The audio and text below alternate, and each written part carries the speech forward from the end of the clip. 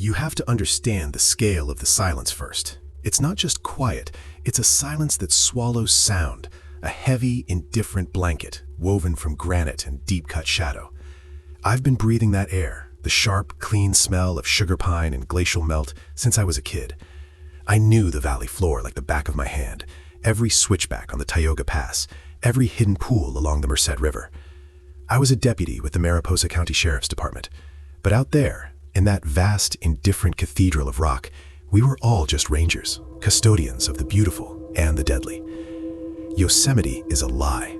It sells postcards of towering waterfalls and sun-drenched meadows, but underneath that postcard veneer, it's 1,000 square miles of perfect hiding spots. The isolation isn't a feature, it's a weapon. And somewhere around 99, maybe early 2000, somebody figured out how to use it. It started small, the way these things always do. A bad feeling, a piece of paperwork that didn't square up. The first one wasn't even a body. It was just an abandoned vehicle near the Hetch Hetchy Reservoir entrance. A blue sedan, dust layered thick on the windshield, parked neatly off the service road, like the owner just stopped for a minute to admire the view and never came back. We ran the plates. Carol Sund. She was visiting from the Bay Area with her daughter Julie and their Brazilian friend Silvina Peloso. They were supposed to be checking out of the Cedar Lodge down near El Portal days ago. When you work the park, a missing persons report is usually one of three things: a hiker who misjudged the elevation and broke an ankle, a teenager who decided to go off-grid for a few days, or a tourist who got lost trying to find a shortcut and ended up in Fresno. This felt different. The car was locked. No sign of struggle in the immediate vicinity. We brought in the dogs and started the initial grid search. The ground was cold and damp from the overnight chill. You could hear the constant low roar of the distant waterfalls, but up here it was just the crunch of boots on dry earth and the steady, nervous breathing of the search and rescue crew. We searched for 3 days. Nothing. Not a scrap of bright fabric, not a dropped water bottle. It was like the earth had just opened up and accepted them. Sheriff Balding, a man who had seen everything from bear attacks to flash floods, looked at the empty car with a face like worn leather. "They didn't just walk off, Deputy," he told me, rubbing the back of his neck. "Not 3 of them. Not without leaving a track." That was the first crack in the illusion of safety. Until then, the biggest threat in Yosemite was gravity or a grumpy black bear. Now we had to consider something worse: calculation. The FBI came in quickly, treating it like a high-profile snatch and run, maybe a kidnapping for ransom. I remember the agent in charge, Agent Sterling, a sharp, city slicker type who kept looking at the immense granite walls like they were mocking him. He didn't understand the park's rhythm.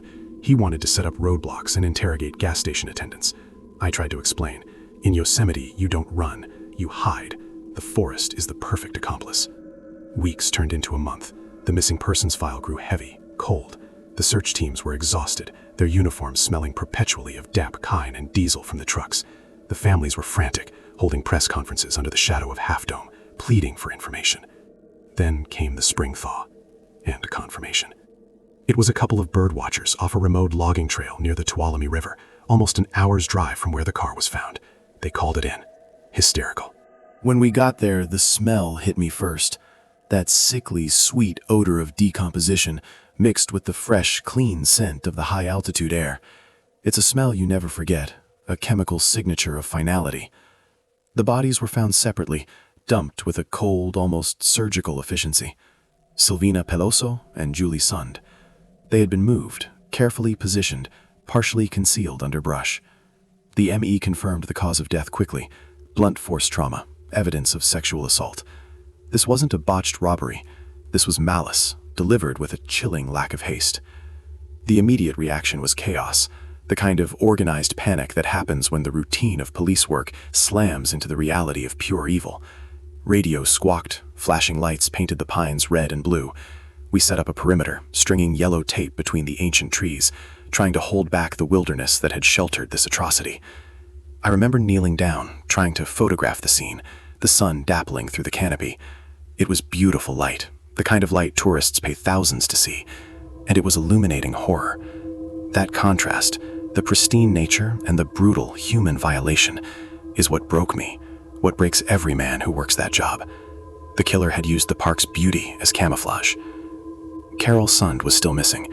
We knew, deep down, she was gone too, but we had to find her. The search intensified, now fueled by rage and desperation. We were hunting a ghost in the largest graveyard in the state. The investigation became a nightmare of logistics. We were covering territory the size of Rhode Island, looking for a man who could disappear into the shadows of the canyons. Every abandoned cabin, every old mine shaft, every remote campsite became a potential crime scene. We interviewed hundreds of people, campers, concession workers, transient hikers. Nothing solid. The killer left no forensic footprint of the scene, only the terrible evidence of his violence on the victims. The profile the FBI developed was vague. Local knowledge, access to remote areas, likely someone who looked innocuous, who blended in. A person who understood that the deep woods don't judge. Then, 6 weeks later, we found Carol. Her body was discovered in the trunk of her burned-out sedan, miles away from the first discovery, near a remote logging road in Tuolumne County. The killer had torched the car to destroy evidence, but the fire hadn't been hot enough to erase everything. When I saw the charred remains of that blue sedan, it wasn't just a car, it was a signature. This wasn't a random act of violence, this was calculated disposal. The killer was actively moving the bodies, using the vast distance between county lines, Mariposa, Tuolumne, Madera, to confuse the jurisdiction and stretch our resources thin. He was playing the map. The case went cold, then hot, then cold again. The media coverage was relentless, the Yosemite killer. The park, the jewel of California, was now synonymous with terror. Attendance dropped. The silence in the valley intensified, not with peace, but with suspicion. Every shadow looked like a hiding place. Every solitary man walking a trail looked like a threat. We were exhausted, frustrated, and haunted by the faces of those 3 women. We failed them. We failed to catch the man who turned our national treasure into a hunting ground. The case remained open, a heavy file sitting on Sheriff Balding's desk. We all knew he was still out there, and we knew he wouldn't stop. Serial killers don't retire.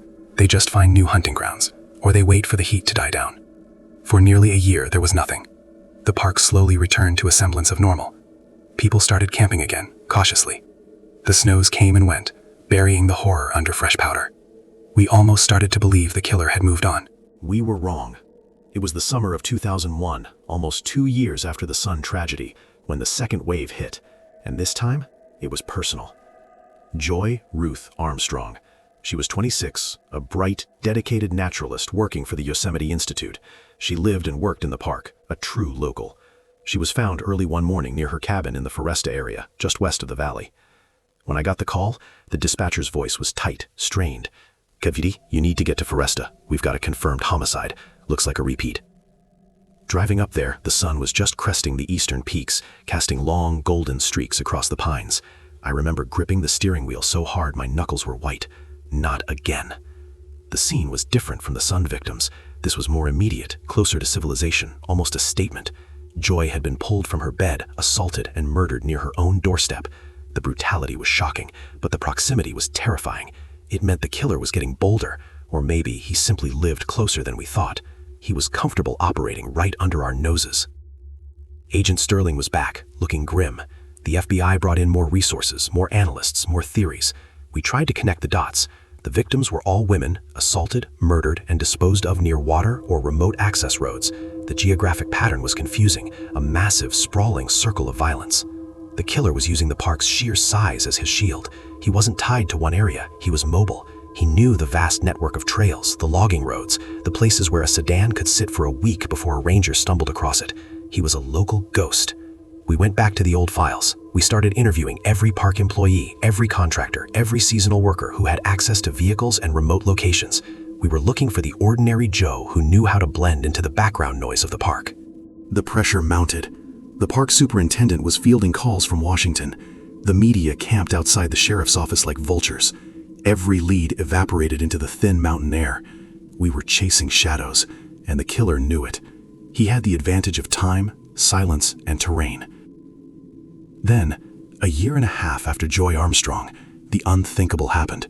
The killer didn't just target tourists or solitary women. He targeted a family, a whole family, vanished without a trace, right in the heart of the park's busiest season. The report came in late February 2002.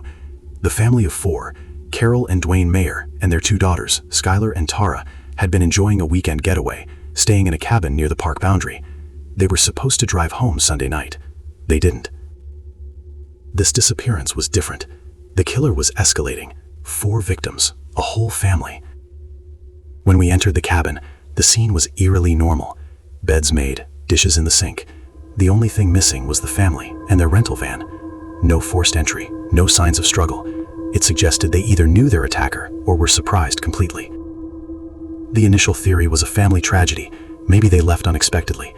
Maybe something happened on the road outside the park. But the memory of the sons, of joy, hung heavy in the air. We knew better. This was the same shadow. The search began again, the familiar grind of boots on frozen ground. The winter air was thin, biting. The ground was hard, making tracking impossible. We started the grid search around the cabin, widening the perimeter slowly, painfully. Weeks passed. The rental van was the key. If we found the van, we would find the family, or at least the scene of the crime. It was a young Forest Service intern, barely out of college, who found it. He was checking fire roads near the remote area known as the Savage Lundy Trail, miles from the cabin. The van was submerged. It had been driven intentionally into a secluded section of the South Fork of the Merced River. The water was frigid, fast-moving, and opaque with silt. Recovering the van was a massive operation. We needed heavy equipment, specialized dive teams used to the mountain currents. When they finally dragged that rusted, mud-caked hulk out of the river, the fear turned to sickening certainty. Inside, the bodies of Duane, Carol, Skylar, and Tara Meyer. They had been bound, gagged, and shot execution style. The killer hadn't just murdered them, he had obliterated them. The level of control, the cold efficiency required to bind and shoot 4 people, then drive their van into a river, spoke of a man utterly without conscience, a master of his environment. The ME confirmed the details. The time of death aligned roughly with the weekend they went missing. The killer had held them, controlled them, before the final act. The pattern was now terrifyingly clear. The killer used the park's isolation for the initial encounter, the cabin, the remote road, committed the violence, and then used the park's vastness and natural features, the deep forest, the river, the county lines, for disposal and concealment. He was methodical, patient, and intimately familiar with the topography. This wasn't just a serial killer. This was a hunter who knew his terrain better than we did. The sheer audacity of dumping an entire family in a river, knowing the chances of discovery were slim until the spring runoff, proved his confidence. He was mocking us, the authorities, the people who were supposed to protect the park. The investigation exploded. We were now dealing with 8 victims across 3 separate incidents, all linked by the location and the calculated nature of the disposal. The FBI designated a full task force. We set up headquarters in an old National Guard armory near Oakhurst, plastering the walls with maps of Yosemite, circling the kill zones, the disposal sites, trying to find the connective tissue. I spent weeks staring at those maps. The distance between the Sun car, the Sunned bodies, Joy's cabin, and the Meyer van was enormous. It wasn't a neat triangle. It was a sprawling, jagged shape, like a predator's territory. Agent Sterling, usually so composed, started showing the strain. He was running on coffee and pure adrenaline. "Deputy," he said one night, standing in front of the massive illuminated map, the red circles marking the dead. "He's not driving. He's not staying on the main roads. He's using the backcountry. He knows the fire roads, the old mining trails. He knows where the cell service drops out." We started focusing on people who had year-round access to the deepest, most inaccessible parts of the park: maintenance workers, utility crews, contractors, and locals who lived on the periphery and had grown up walking the hills. We needed a break, a piece of carelessness, a mistake. A killer this calculating doesn't usually make mistakes, but we were hoping the escalation, going from 3 victims to 4, was driven by an increasing need for risk, and that risk would eventually expose him. The break came not from the forest, but from a piece of paper, a routine administrative error. When the Meyer family was found, forensics had been meticulous, despite the water damage. They recovered shell casings from the van, standard .22 caliber, not unusual, but specific enough. A small team, led by a sharp young analyst named Deputy Ramirez, was cross-referencing all known park employees and local residents with any history of firearms possession, domestic disputes, or strange behavior reported over the last 5 years. It was a haystack search, but we had nothing else. Ramirez flagged a name that had come up previously during the Sund investigation, but was dismissed as a minor lead: Carrie Stainer. Stainer was a local handyman, a maintenance worker, who had worked at the Cedar Lodge, the same lodge where the Suns had stayed, and had lived in the area for years. He knew the park like the back of his hand. He had a history of petty crime, nothing violent, mostly theft and drug use. He was interviewed briefly after the Sun disappearance, provided a shaky alibi, and was cleared. He was an ordinary Joe, forgettable, quiet. But Ramirez found something else. Stainer had been questioned years earlier in an unrelated case involving illegal poaching and had registered a firearm, a .22 rifle. It was tenuous, circumstantial, but in the absence of anything else, it was a thread. Sterling immediately ordered surveillance. Stainer was currently working a construction job hundreds of miles away, near Sacramento. We tracked him there. I remember driving up north with 2 FBI agents, the tension thick enough to chew. We were running on a hunch, a feeling that this quiet man who fixed leaky toilets and painted cabins was the monster who had terrorized the High Sierra for 5 years. The stakeout was agonizing. Stainer was unremarkable. He went to work, he went to the bar, he went home. He looked bored, he looked normal. That normalcy was terrifying. The FBI finally decided they needed to bring him in for a formal interview, using the poaching charge as an excuse, just to see if he cracked under pressure. They brought him into the Sacramento field office, a sterile gray room far removed from the pines and granite of Yosemite. I wasn't in the room for the initial interview, but I watched the feed from behind the glass. Stainer was calm, almost annoyingly cooperative. He answered questions about the poaching, his maintenance work, the Sund family, denying any knowledge, maintaining his alibis. Then Agent Sterling switched tactics. He didn't talk about the evidence. He talked about the victims. He focused on the silence of the park, the heavy isolation. He used the language of confession, not interrogation. And that's when the mask slipped. Stainer started talking about the beauty of the park, about the way the shadows fall in the valley. His voice was low, almost a whisper, but it carried in the sterile room. He didn't confess to the Sons right away. He confessed to Joy Armstrong. He described driving past her cabin in Floresta, seeing her through the window, the sudden, overwhelming urge to take her. He described the location, the exact placement of her body, details only the killer would know. The sheer, cold-blooded narrative of his actions sent a shiver down my spine, even through the glass. It was clinical, devoid of emotion. He talked about the thrill of the hunt, the ease of disposal in the vastness of the park. He spoke of the river as a final resting place, the perfect way to erase his tracks. Then, slowly, deliberately, he moved to the Sons. He described how he approached their room at the Cedar Lodge, how easy it was to overpower them, the drive across the park, the careful staging of the car, the disposal of the bodies. He said he enjoyed the confusion it caused, watching the FBI chase ghosts in the wrong county. But the worst confession, the one that broke the man on the other side of the glass, was the Meyer family. Stainer described how he rented a cabin near the Meyers, befriended them, gained their trust, and then when the moment was right, he tied them up and executed them. He talked about the sheer weight of the 4 bodies, the labor of submerging the van in the Merced River. His motive? Not money, not revenge. He simply wanted to see their faces when they realized they were going to die. He wanted the control that the isolation of Yosemite provided him. He confessed to all 8 murders in chilling detail. He had used the most beautiful, protected place in the country as his personal killing field. He was the ghost we had been hunting for years, the ordinary Joe who knew every dark corner of the Sierra Nevada. When the interview concluded and Stainer was formally arrested, the feeling wasn't relief. It was a crushing, overwhelming sense of failure. He had been right there, working at the lodge, driving the same roads, breathing the same air as us. The silence of Yosemite hadn't just protected him, it had nurtured his evil. I drove back down the long, winding roads toward Mariposa County that night, the Sierra Nevada towering black against the faint stars. The park was quiet again, but the silence was poisoned now. It wasn't the silence of peace. It was the silence of 8 dead people and the man who knew exactly how to make them disappear. The case was closed, the monster caught, but the scar on the valley floor, the memory of that beautiful, deadly isolation, remains. Every time I smell pine and diesel, every time I hear the rush of the Merced River, I remember the faces on that map and the man who turned our sanctuary into a tomb. And I remember the terrifying truth. The landscape didn't hide the killer. The killer was the landscape. He was the quiet, unassuming horror that knew every trail leading to oblivion. The drive back down the Sierra Nevada foothills felt longer than the trip up. We had the monster, but the weight of what he confessed, the sheer clinical indifference to 8 lives, was heavier than the granite walls surrounding us. Carrie Stainer rode in the back seat of the unmarked transport vehicle, shackled, quiet, looking out at the passing landscape he had defiled.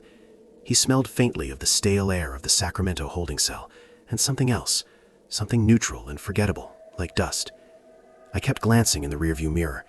This was the man who had turned the Merced River into a mass grave, who had used the towering pines as curtains for atrocity. He didn't look like a killer. He looked like every other guy you passed on the street in Oakhurst, the kind who fixed your plumbing or sold you bait. That was the sickening truth. The evil wasn't imported. It was local, woven into the fabric of the community. Agent Sterling rode shotgun. He wasn't talking, just rubbing the bridge of his nose, watching the sunset over the Central Valley. The pressure was off, but the exhaustion was permanent. "He played us, Deputy," Sterling finally muttered, the first words spoken in an hour. He knew exactly what he was doing with those county lines. He knew we'd focus on Mariposa for the Suns, and then Tuolumne for the van. He was mapping the jurisdiction. He was using the vastness, I corrected him, keeping my eyes on the winding road. He knew the difference between the park ranger's territory and the FBI's. He knew the holes in the map. We delivered Stainer to the Mariposa County Jail, a small concrete block facility that suddenly felt too small, too vulnerable to hold the depth of that malice. The transfer was quick, silent, and efficient. When the steel door clanged shut, it wasn't a sound of victory. It was a sound of final, terrible certainty. The next year was a procedural hell. The investigation shifted from a desperate hunt to a meticulous assembly of evidence. We were no longer chasing shadows, we were dissecting them. The sheer volume of material was staggering. Every piece of rope used to bind the Myers, every fragment of scorched fabric from Carol's son's car, every detail of Joey Armstrong's final movements, it all had to be cataloged, cross-referenced, and prepared for the courtroom. I spent months in the old National Guard armory, now fully converted into the task force headquarters. The air conditioning hummed constantly, struggling against the heat of the fluorescent lights and the hundreds of bodies crammed into the space. The smells were now the scent of institutional cleaning fluid, old coffee grounds, and the metallic tang of fear clinging to the files. Deputy Ramirez, the young analyst who had flagged Stainer's 22 registration, became the quiet hero of the office. She worked tirelessly, building the timeline that proved Stainer was at the Cedar Lodge when the Suns disappeared, and placing him near Foresta during the Armstrong murder. The evidence wasn't just physical, it was geographic. He was always there, blending into the background, the ultimate ordinary Joe. We had to face the families again. That was the hardest part. Sitting across the table from them, knowing we had failed them for 5 years, knowing the monster was someone we had interviewed and let walk free. Their grief was a heavy, palpable thing. They needed to know why, but there was no satisfactory answer. The why was just the emptiness inside Stainer, a void that the beauty of Yosemite couldn't fill, only exploit. The trial, held in Sacramento to accommodate the media circus, was surreal. The courtroom was a sterile box, utterly removed from the high-altitude reality of the crimes. Outside, the city was loud and busy. Inside, the silence was intense, broken only by the dry, clinical language of forensic evidence and the muffled sobs of the victims' relatives. When Stainer walked in, he looked thinner, paler, but still unremarkable. He wore a cheap suit that didn't quite fit, and he rarely met anyone's eyes. He sat there, across from the families, listening to the detailed descriptions of his own brutality, as if he were watching a documentary about a distant stranger. His composure was his final act of cruelty. I was called to the stand to testify about the discovery of the Sund girls in the Meyer van. I had to strip the horror down to facts, coordinates, timestamps, and the estimated water temperature of the Merced River that frigid February morning. I kept my voice flat, professional. I described the yellow tape against the green pines, the contrast between the perfect light and the perfect crime. I had to tell the story of the park as the accomplice, the silent witness. Agent Sterling presented the confession tapes, hearing Stainer's voice, low and matter-of-fact, describing the mechanics of killing a family, binding them, shooting them, driving them into the river, was devastating. The air in the courtroom felt brittle, ready to shatter. The lack of remorse was a physical blow. The defense tried to argue insanity, talking about childhood trauma and mental instability, but the prosecution, led by a relentless team, countered with the evidence of his calculation, the staging of the Sund car, the use of remote logging roads, the deliberate choice of the river for concealment. This wasn't chaos. It was calculated malice. He was a predator, not a madman. The jury deliberation was agonizingly slow. We waited in a small, windowless room, drinking lukewarm water, everyone staring at the clock. Sheriff Balding, who had retired shortly after the Meyer case broke, came back for the verdict. He looked older, smaller, the weight of those 8 lives etched deep onto his face. When the verdict finally came down, guilty on all counts, there was no explosion of joy, only a collective, shuddering exhale. It was a release, not a victory celebration. Justice had been served, legally, but the damage was permanent. Stainer was sentenced to life imprisonment without parole, avoiding the death penalty due to legal complexities surrounding his confession and mental health claims, but he was gone from the mountains forever. The media packed up, the task force dissolved, and the files were boxed and archived. The Yosemite killer was locked away, but the ghost he left behind was still free. I retired 6 months later. I couldn't look at a sugar pine without seeing a shadow. I couldn't hear the rush of the Merced River without thinking of the Meyer van sinking beneath the surface. I tried to go back to the valley floor, to breathe the sharp, clean air, to see the granite walls as protective rather than indifferent, but the illusion was gone. Yosemite never fully recovered that sense of innocent safety. For a time, the campgrounds were half empty. People still came for the spectacle, for Half Dome and El Capitan, but they didn't wander as far. They stayed closer to the concession stands, closer to the cell tower signal. The deep woods had lost their reputation for peace and gained a reputation for being a perfect hiding place. I moved south, away from the high country, settling in a place where the mountains were rolling hills, not towering cliffs. But the memory follows me like a shadow on a clear day.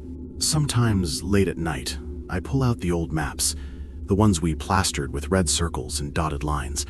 I trace the path Stainer took, the long, convoluted route from the Cedar Lodge to Tuolumne, the short, vicious strike in Foresta, the final cold-blooded journey to the Merced.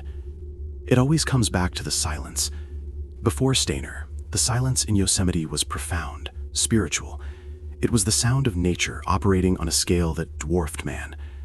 After Stainer, the silence became heavy, weighted with the knowledge that within that vast, indifferent stillness, a man could commit unspeakable acts, and the mountains would simply fold around him, offering perfect, deadly camouflage. The landscape didn't judge him, it protected him, and that, more than the violence itself, is the terrifying legacy of the Yosemite murders. The realization that the most beautiful, protected place on Earth was, for 5 long years, the perfect hunting ground for a monster we all mistook for an ordinary Joe. And I, who knew every trail, every shadow, was the last to see the darkness hiding in plain sight. That's the scar I carry. That's the story of the valley now.